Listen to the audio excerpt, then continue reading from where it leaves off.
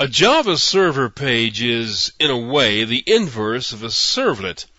While a servlet is a Java program with HTML code inside it, a JSP is an HTML page with Java code embedded inside it. To write one, you write an HTML page, but use the file name suffix .jsp instead of .html. Here's a very simple example.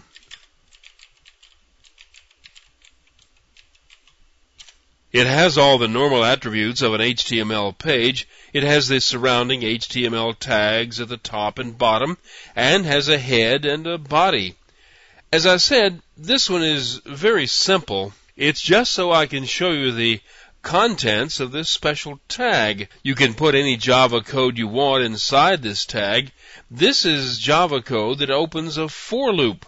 Notice that it opens it, but it doesn't close it.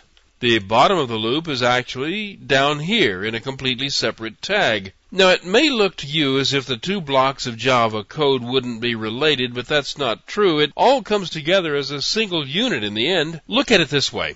An automatic process translates this whole thing into a class by using output print statements on the regular HTML code and including the Java statements just as they are. Then the whole thing is compiled and run as a servlet to produce a web page. In some ways, this is more complicated than a servlet, but in other ways, it's simpler. Anything you can do in one, you can do in the other, but they're different in how you go about doing it. You don't compile a JSP, you just deploy it and run it. But you always need the web.xml file. But you don't need anything in it for a JSP. The file must exist to make the WAR file deployable, but you don't have to mention anything about the JSPs. And here's the build script. Just like before, an application directory is constructed. It has the web.inf directory with the classes and lib subdirectories, but this example doesn't put anything into those directories.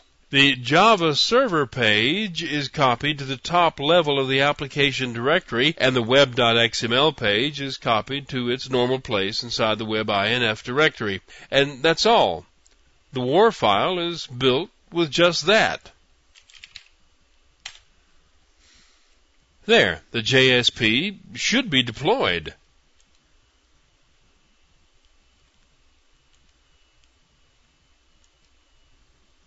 If it is deployed, it should show up the same as the previous WAR files showed up.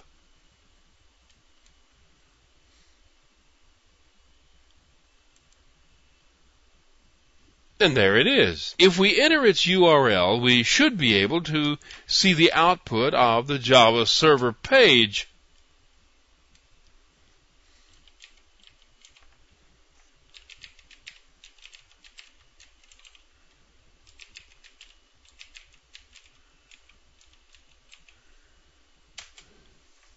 Notice the delay here. That's because the first time you run the JSP, it has to be translated and then compiled before it can run. You can avoid this delay, and we'll be talking about doing that later. There's the page with a repeated line of text according to the Java loop that was executed when the generated program ran.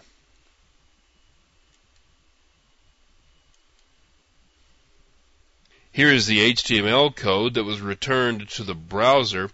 The Java code's gone. It was not generated as part of the output when the compiled Java server page was executed.